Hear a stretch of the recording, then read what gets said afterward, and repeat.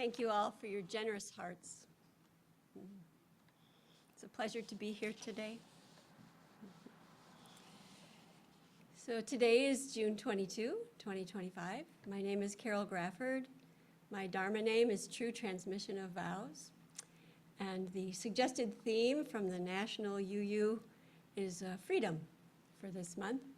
So my message today is titled Cultivating Freedom. On October 16, 1999, my teacher, Thich Nhat Hanh, gave a talk inside the Maryland Correctional Institution. It was certainly the first time that prison had ever had a Buddhist monk come and speak to both the inmates and the staff. And I have a transcript of the talk that he gave. It's titled, Be Free Where You Are. And I'd like to read just some excerpts from that. This section is titled Cultivating Freedom. For me, there is no happiness without freedom, and freedom is not given to us by anyone. We have to cultivate it for ourselves. I will share with you how we get greater freedom for ourselves. During the time we sit, walk, eat, or work outside, we cultivate our freedom. Freedom is what we practice every day. No matter how or where you find yourself, if you have freedom, you are happy. I have many friends who spent time in forced labor camps, and because they knew how to practice, they did not suffer so greatly. In fact, they grew in their spiritual lives, for which I am very proud of them. By freedom, I mean freedom from afflictions, from anger, from despair. If you have anger in you, you have to transform anger in order to get your freedom back. If there is despair in you, you need to recognize that energy and not allow it to overwhelm you. You have to practice in such a way that you transform the energy of despair and attain the freedom you deserve, the freedom from despair. You can practice freedom in every moment of your daily life. Every step you take can help you reclaim your freedom. Every breath you take can help you develop and cultivate your freedom. When you eat, eat as a free person. When you walk, walk as a free person. When you breathe, breathe as a free person. This is possible anywhere. By cultivating freedom for yourself, you will be able to help the people you live with. Even though you live in the same place, with the same physical and material conditions, if you practice, you will be a much freer person, a more solid person. Watching the way you walk, sit, and eat, people will be impressed. They will see that joy and happiness are possible for you. They will want to be like you. You are no longer a victim of anger, frustration, and despair. The practice I have taken up as a Buddhist monk is the practice of freedom. That is what I do.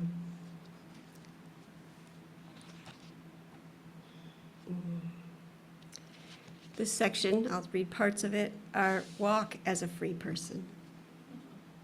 This morning, when I stepped into the prison compound, I walked very mindfully. I noticed that the quality of the air was exactly like the quality of the air outside.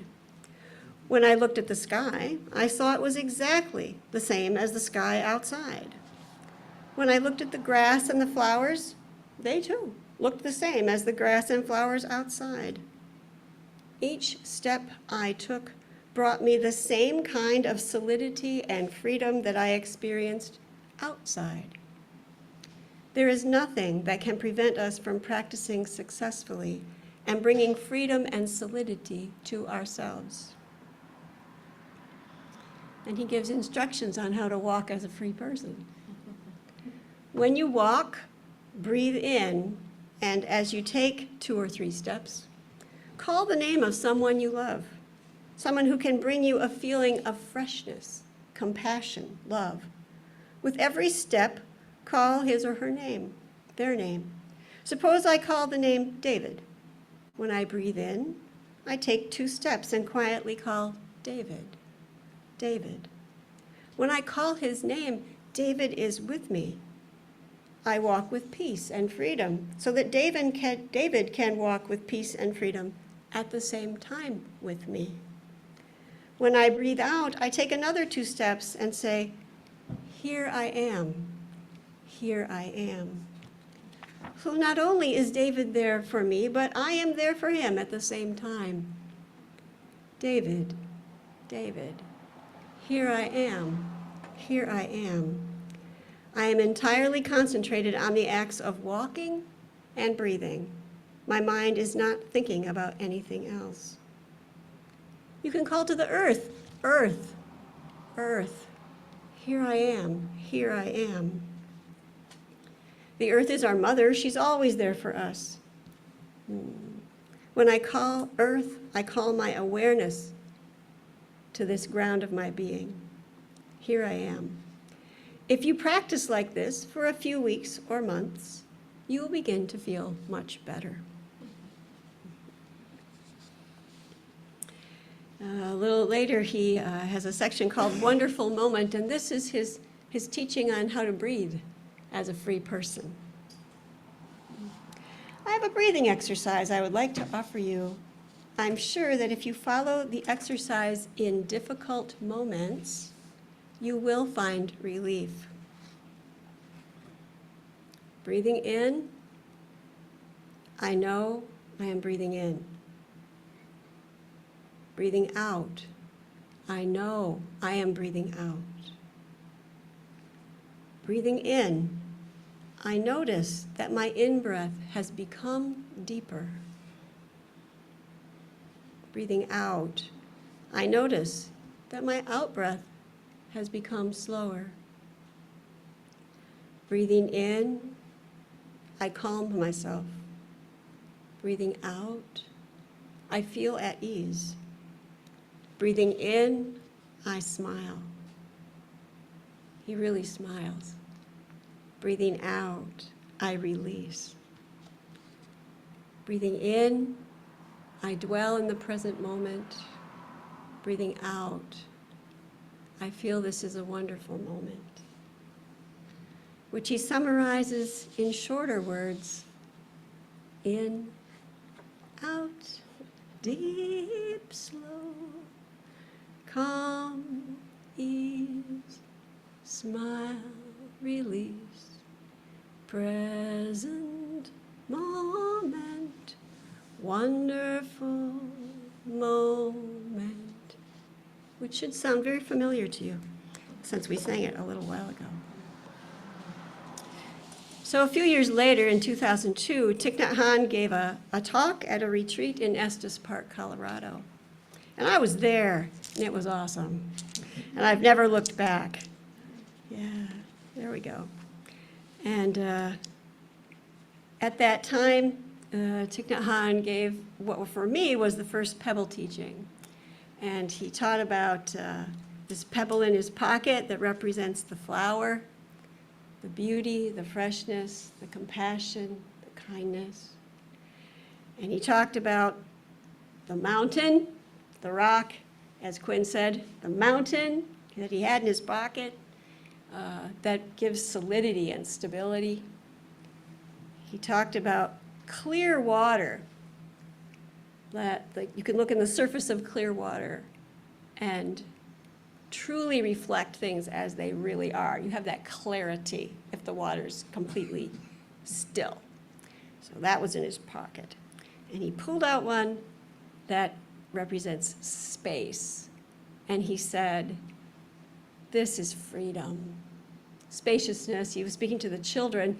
He said, you know, when your sister or brother is really bugging you and you just need some space, that's what he's talking about, space. But he would always say freedom when he spoke to the adults. And that was in 2002. And I think it was sometime in the last 6 months that I finally got it. I finally got it. So what I usually do is to look at my pebbles in the morning and decide which one I need. And I put one in my pocket, and then that's there. It's there for me all day. And whenever I notice it, oh, right, that's what I needed today.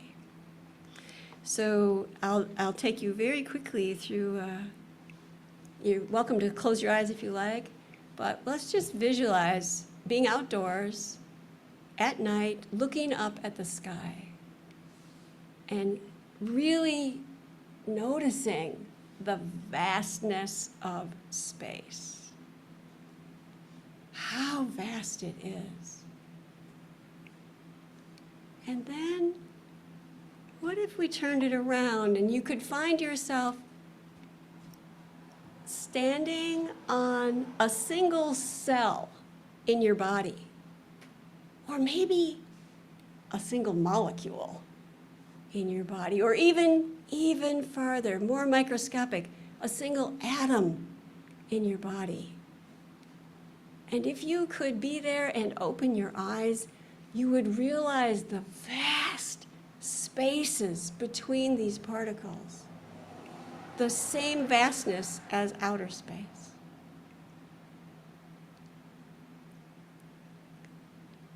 The body and mind rides the interface between outer space and inner space.